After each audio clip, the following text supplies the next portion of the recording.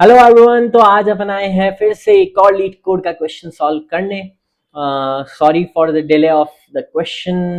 Actually कुछ एक दिन का डिले हुआ है। मेरे लैपटॉप में कुछ दिक्कत आ गई थी। जो मेरा प्राइमरी लैपटॉप है, अभी भी मैं अपने दूसरे लैपटॉप से काम कर रहा हूँ। Sorry for the delay. इसी के साथ अपन शुरू करते हैं आज का एक और क्वेश्चन, अपने चैलेंज का एक और question. Question number 231 of leet code. Question का नाम है पावर ऑफ टू। क्वेश्चन क्या कहते हैं, चलिए देखते हैं। Given an integer n, return true if it is a power of true. ठीक है, अपने को रिटर्न क्या करना है, ट्रू रिटर्न करना है अगर जो इंटीजर n है वो पावर ऑफ टू है। ठीक है, अदरवाइज रिटर्न फॉल्स। अगर पावर ऑफ टू के अलावा कुछ भी है तो फॉल्स रिटर्न करना है। An integer n is a power of 2 if there exists an integer x such that n is equal to 2 raised to the power x। मतलब ये तो अपने को पता ही है कि अगर 2 raised to the power x है और अगर वो इक्वल टू n है तभी अपन को ट्रू रिटर्न करना है। ठीक है, इतनी सी चीज अपने को समझ आ गई है। एग्जाम्पल को देखते हैं गौर से। एग्जाम्पल में इनपुट में लिया है इन्होंने n इक्वल टू 1। ठीक है, n इक्वल टू 1 को इन्होंने ट्रू आउटपुट रिटर्न किया है। एक्सप्लेनेशन क्या दिया है, 2 रेज टू द पावर 0 1 होता है। सही बात है, वन जो होता है वो 2 रेज टू द पावर 0 होता है। इनफैक्ट किसी की भी पावर 0 1 ही होता है, तो ये तो रिटर्न ट्रू ही आना है। ठीक है, एग्जाम्पल 2 देखते हैं। n equal to 16, n equal to 16, 2 की पावर 4 16 होती है, अपने को भी ये बात पता है। ठीक है, तो अपन ट्रू रिटर्न कर देंगे। n इक्वल टू 3, इसको फॉल्स रिटर्न किया है क्योंकि 2 की किसी भी पावर को, 2 की एक्स वाई जेड 0 1 2 3, 2 की किसी भी पावर को इक्वल टू 3 करना इम्पॉसिबल है। ठीक है, इनफैक्ट प्राइम नंबर्स हो गए, ऑड नंबर्स हो गए, इनको करना इम्पॉसिबल है किसी भी 2 की पावर से रिलेट करना। ठीक है, तो आपने को ये तो समझ आ गया है। और नीचे देखते हैं, इन्होंने कंस्ट्रेंट दिया हुआ है -2 रेज टू द पावर 31 से 2 रेज टू द पावर 31 -1 तक। मतलब ये कंस्ट्रेंट हो गया इंटीजर की वैल्यू तक। ठीक है, नीचे देखते हैं टॉपिक्स। टॉपिक्स दिया हुआ है इन्होंने मैथ से रिलेटेड, बिट मैनिपुलेशन और रिकर्जन। ठीक है, और 4.5 मिलियन में से एक्सेप्ट जो सॉल्यूशन हुआ है वो है 22,60,240 और एक्सेप्टेंस रेट जो है वो है 50% की। तो आज अपन एक और लीड कोड के क्वेश्चन को सॉल्व कर रहे हैं। ठीक है, तो यार थिंकिंग क्या रहेगी अपनी इस लीड कोड के क्वेश्चन को सॉल्व करने के लिए? थिंकिंग, ठीक है, क्या थिंकिंग है अपनी? यार सबसे पहला जो चीज आती है वो है कि 2 की पावर्स के साथ इसे कंपेयर कर लो।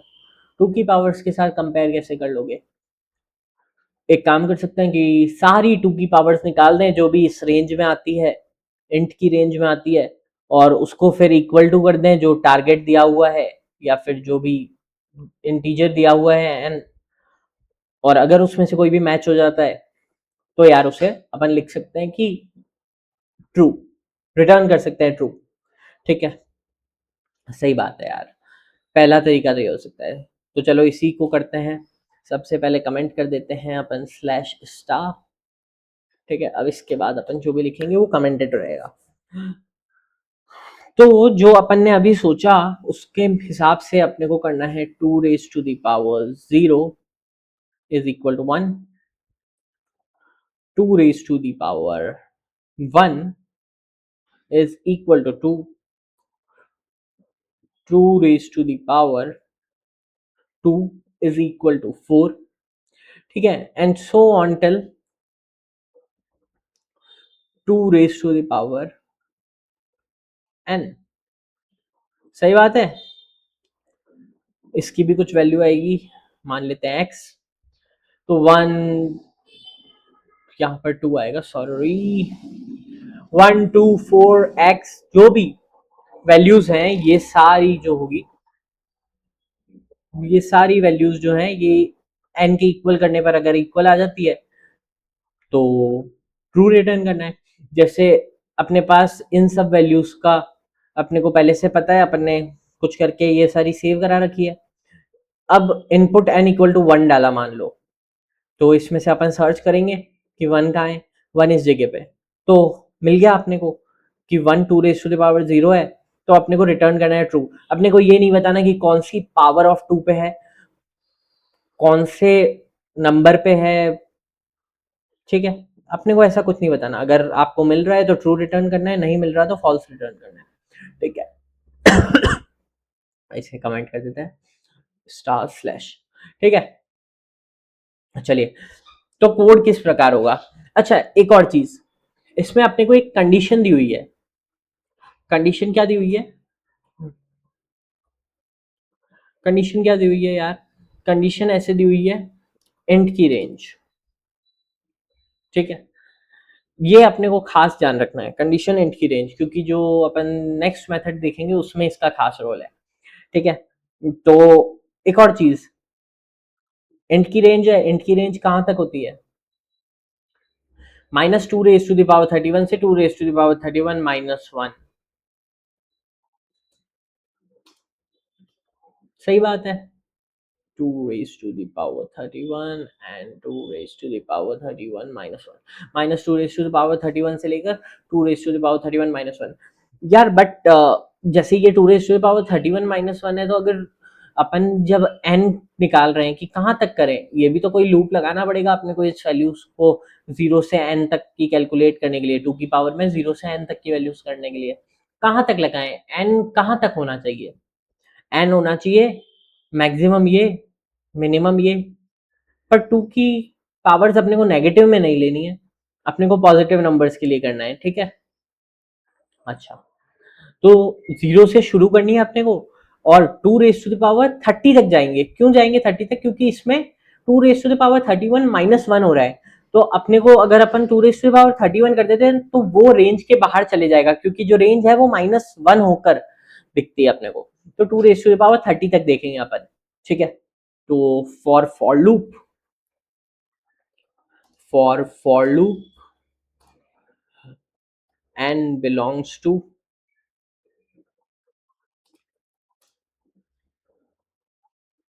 0 to 30, ठीक है, n belongs to,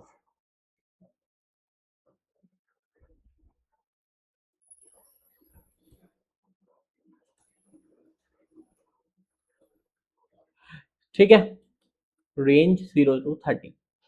तो अपने को ये तो पता चला गया, अपने को जो भी लूप लगाएंगे उसकी जो रेंज रखनी है वो 0 से 30 तक रखनी है, ठीक है यार, इतना अपने को समझ आ गया। अब कोड करते हैं अपन, ठीक है। कोड में सबसे पहले क्या करें, फॉर लूप लगा दें, for int i equal to 0, capital हो गया sorry, for int i equal to 0, ठीक है। i अपने को कहां तक रखना था, 0 से शुरू कर दिया, i less than equal to 30 रखना था, तो i less than equal to 30, ठीक है। क्या करना है अपने को, i प्लस प्लस करना है, अपन ने 30 से शुरू नहीं किया, 0 से शुरू किया, तो i plus plus, i plus plus, ठीक है, ठीक है यार। अब क्या करें, अब यार मुझे नहीं पता आपने एक फंक्शन पढ़ा है या नहीं, एक फंक्शन होता है पावर का, पावर निकालने का किसी का भी, तो पावर निकालने का एक फंक्शन होता है, इसमें यहाँ पे लिखते हैं नंबर जिसकी पावर निकालनी होती है, नंबर जिसकी पावर निकालनी होती है, और कितने तक पावर निकालनी होती है वो लिखते हैं कॉमा के बाद, इंडेक्स, ठीक है। ये चीज अपने को समझ आ गई, ये मैंने आपको समझा दिया। इसके लिए अपन एक बार चैट जीपीटी पे जाएंगे, ठीक है, एक्सप्लेन,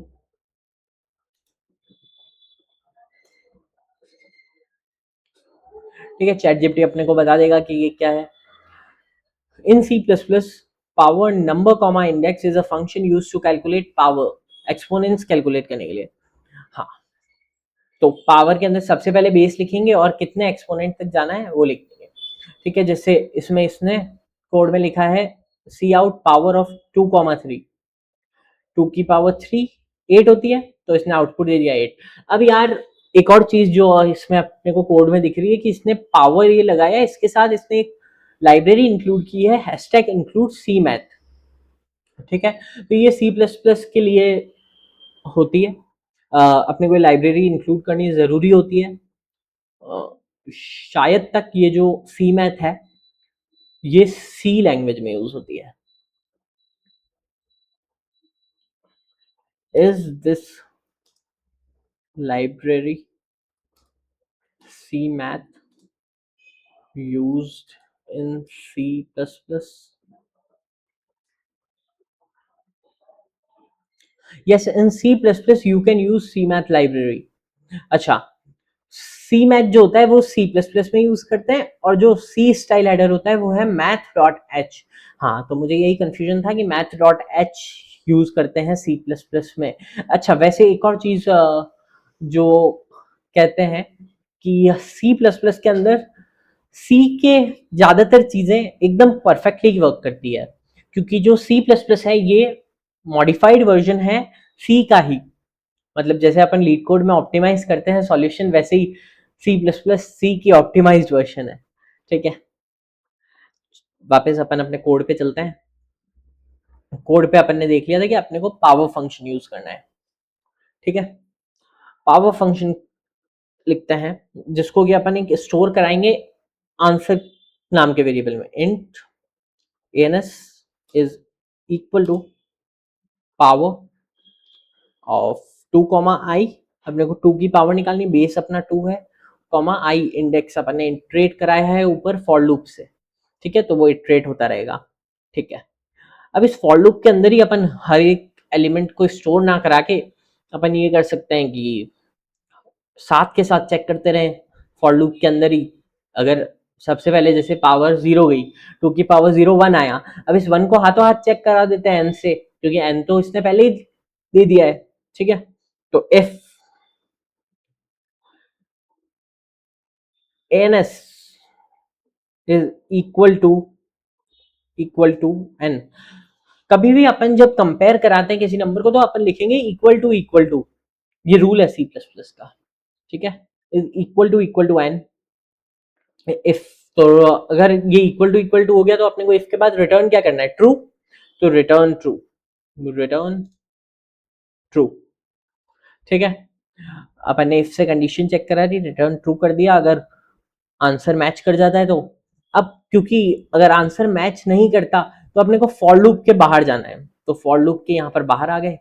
अब क्या करना है? Return false. अगर सही नहीं हुआ तो रिटर्न फॉल्स, रिटर्न फॉल्स। ठीक है, तो मेरे हिसाब से तो ये कोड एकदम सही है। सबमिट करते हैं अपन, उससे पहले एक बार करवा देते हैं, रन कर देते हैं। Compile error. अच्छा, अपन ने सेमीकलन नहीं लगाया है।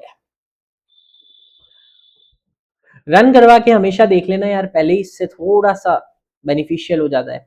अच्छा ठीक है, एक्सेप्टेड। रन टाइम 0 मिली सेकेंड आया है अपना।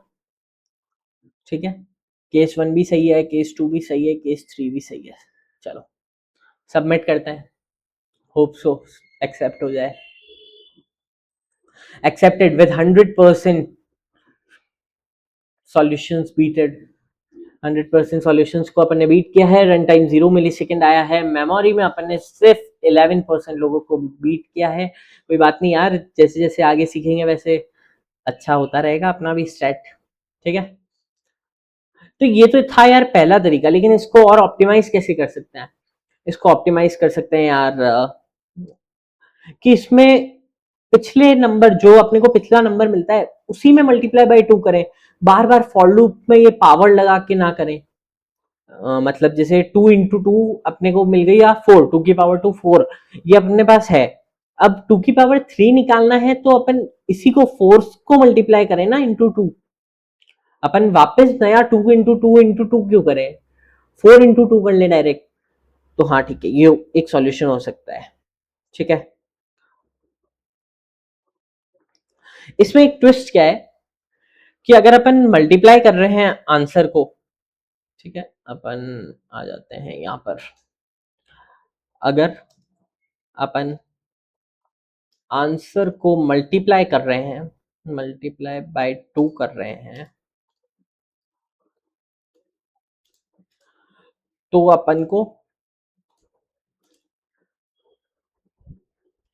रेंज को भी 2 से डिवाइड करना पड़ेगा।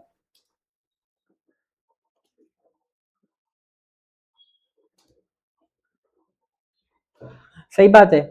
अब किसकी रेंज को 2 से डिवाइड करेंगे? आंसर की रेंज को। तो अपन को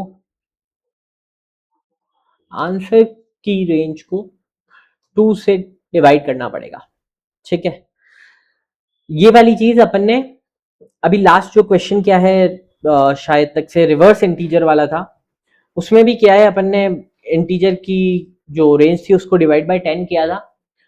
ठीक है, तो उससे थोड़ा सा आप आइडिया ले सकते हो। वो वाला जो लेक्चर है वो वाला आप जरूर देखें, वो वाला जो प्रैक्टिस क्वेश्चन अपन ने सॉल्व किया था वो जरूर देखें, क्योंकि उसमें मैंने ये प्रॉपरली समझा रखा है कि इसमें रेंज से अपन ने डिवाइड क्यों किया है, आंसर की रेंज को डिवाइड क्यों किया है डिवाइड बाय 2 से।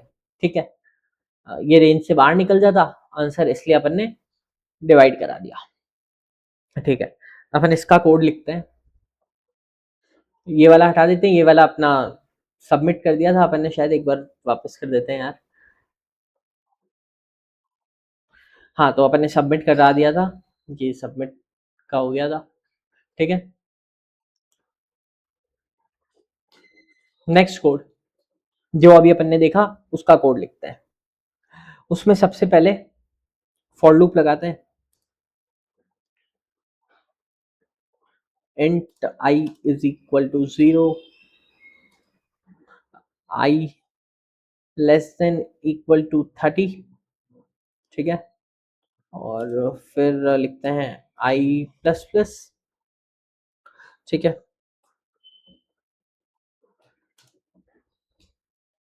if ans is equal to n,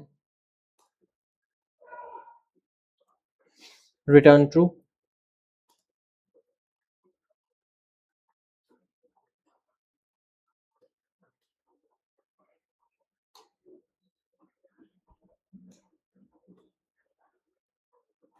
सही बात है।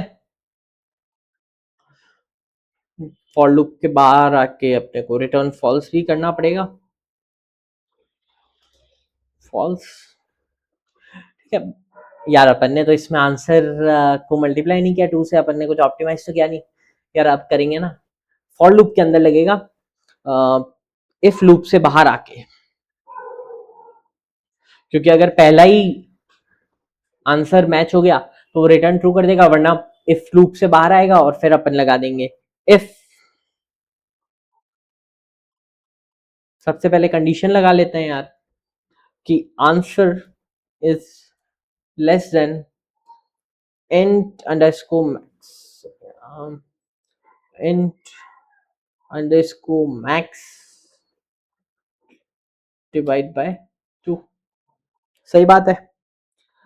अगर आंसर छोटा है int max बाय 2 की रेंज से, मतलब ये अपन ने क्या किया, रेंज का अपन ने वो लगा दिया, कंडीशन लगा दी आंसर की रेंज का, जो अभी अपन ने यहां पर समझा। अगर अपन आंसर को मल्टीप्लाई बाय 2 कर रहे हैं तो रेंज भी 2 से डिवाइड करना पड़ेगा। तो इफ लूप के अंदर अब लिखेंगे अपन answer is equal to answer into 2। क्यों लिखेंगे? ताकि कि रेंज से बाहर ना जाए आंसर की वैल्यू। ठीक है, तो answer is equal to answer into 2, capital हो गया। Answer is equal to answer into 2 into 2। ठीक है, सेमीकोलन लगा देता है। ठीक है, यही कोड था। अरे यार, लेकिन answer is equal to answer into 2 कर रहे हैं, लेकिन अपन ने आंसर को कहीं पे डिफाइन तो किया ही नहीं। देखो, अगर अभी आप कोड रन करते हो तो ये रॉन्ग बता देगा, कंपाइल एरर। ठीक है, तो फॉर लूप के अंदर अपन आंसर को डिफाइन करा देते हैं, इनफैक्ट फॉर लूप से भी बाहर करा देते हैं ताकि ये पूरे में रहे। पूरे में इसकी स्कोप रहे and answer is equal to 0। क्या 0 कराना चाहिए? नहीं। क्यों नहीं कराना चाहिए? क्योंकि जब यहाँ पर आंसर मल्टीप्लाई होगा तो फिर तो हमेशा ही 0 वैल्यू आ जाएगी। तो आंसर इज इक्वल टू 1। ठीक है, और कुछ गलती तो नहीं है? And answer equal to 1 for int I equal to 0, I less than equal to 30। Condition लगा दी अपन ने फॉर लूप में, फिर फॉर लूप के अंदर गए, answer is equal to n आया तो रिटर्न ट्रू।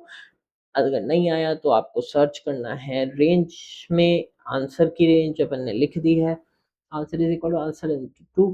ठीक है, मेरे हिसाब से सही है। रन करते हैं।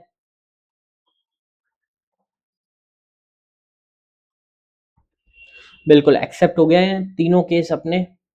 ठीक है, run time 0 millisecond. Case 1 n equal to 1 में अपने को ट्रू मिला है, एक्सपेक्टेड भी ट्रू है। n इक्वल टू 16 में ट्रू मिला है, एक्सपेक्टेड भी ट्रू है। केस 3 में 3 जो था n उसमें फॉल्स मिला है और एक्सपेक्टेड भी फॉल्स था। ठीक है यार, अपन सबमिट कर लेते हैं।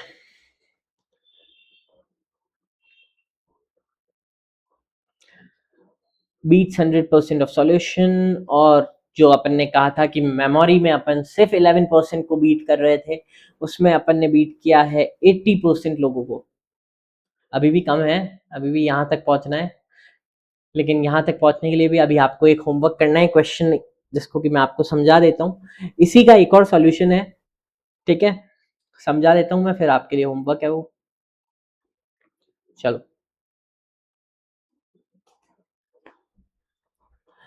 यार, अपन ने एक मेथड देखा, पहला मेथड जो कि था 2 की पावर्स निकाल के उसको कंपेयर करा दिया। सेकंड मेथड भी था, वो था इसी से मिलता जुलता कि अपन को कंपेयर ही कराना था, लेकिन जो एक चीज डिफरेंट थी, अपन ने उसको हल्का सा ऑप्टिमाइज किया था कि अपन पिछला जो आंसर आ रहा था, पिछला जो इंडेक्स फॉर लूप में आई को जो इटरेट करा रहे हैं, उसमें जो फर्स्ट इटरेशन का आंसर था वो अपन सेकंड इटरेशन में काम में ले रहे थे। उससे अपनी जो मेमोरी में बचत हुई वो बहुत ज्यादा हुई, और अपन ने इसी के साथ 80% लोगों को बीट कर दिया। रन टाइम में तो अपन पहले से 0 मिली सेकेंड पे ही थे, लेकिन मेमोरी में भी अपन ने 80% लोगों को बीट किया। ठीक है, नेक्स्ट एक और जो मेथड हो सकता है वो है सेट बिट्स वाला। ठीक है, सेट बिट्स के थ्रू कर सकते हैं। यहां पर वीडियो को पॉज करना और आप खुद सोचना कि सेट बिट्स को कैसे यूज कर सकते हैं। इससे पहले अपन एक सेट बिट्स का क्वेश्चन कर चुके हैं, और मैं चाहूंगा कि आप सेट बिट का थोड़ा सा दिमाग लगा के ये सोचे कि सेट बिट से कैसे कर सकते हैं। चलिए बढ़ते हैं आगे, सेट बिट से सॉल्व करेंगे। तो ये हो गया मेथड 1।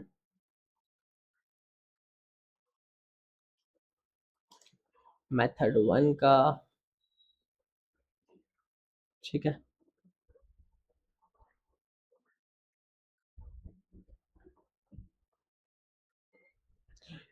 ये हो गई अपने मेथड 2 का जो अपन ने किया था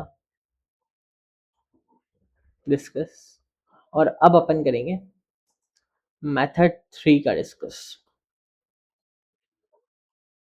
ठीक है, सेट बिट्स से सॉल्व करेंगे अपन।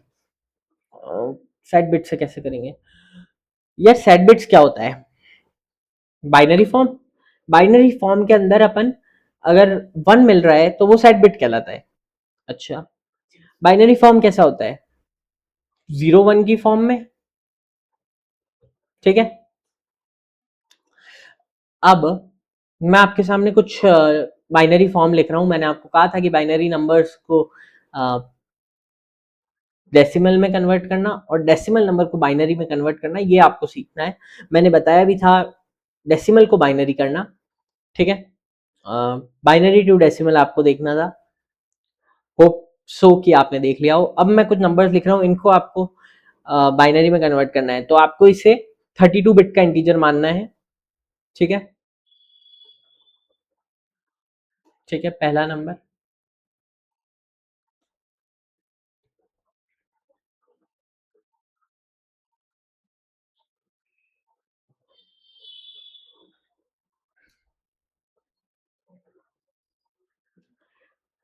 ठीक है, ये कुछ नंबर लिख रहे हैं आप, साथ के साथ करते चलिए सॉल्व।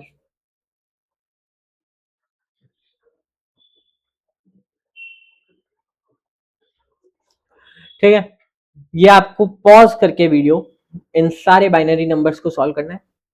वैसे पॉज करने से पहले ही शायद आपके निकल गए हों। इसका सॉल्यूशन क्या होगा? 1 which is equal to 2 raised to the power 0। इसका क्या होगा? 2 which is equal to 2 raised to the power 2।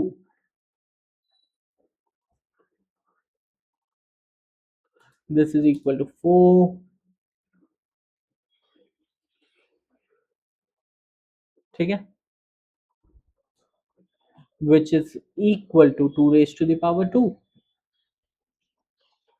Sorry, it was 2 raised to the power 1, or this is equal to 2 raised to the power 2।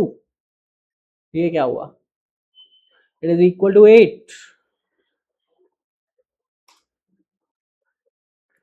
equal to 8, which is equal to 2 raised to the power 3, and goes on. 1 2 4 8 16 32 64 128 256 चलता जाएगा यार। 2 raised to the power 3, 2 raised to the power 4 is 16, 2 raised to the power 5 is 32, 2 raised to the power 6 is 64। चलता जाएगा। क्या समझ आ रहा है? Bits सिर्फ अगर पूरे 32 बिट्स में सिर्फ अगर एक बिट है जो कि 1 है, तो वो 2 की पावर को रिप्रेजेंट कर रही है। ठीक है, मतलब if number of set bits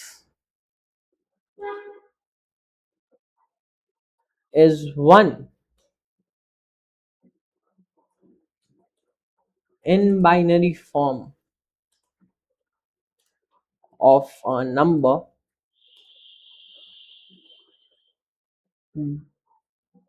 then yes, it's a power of 2।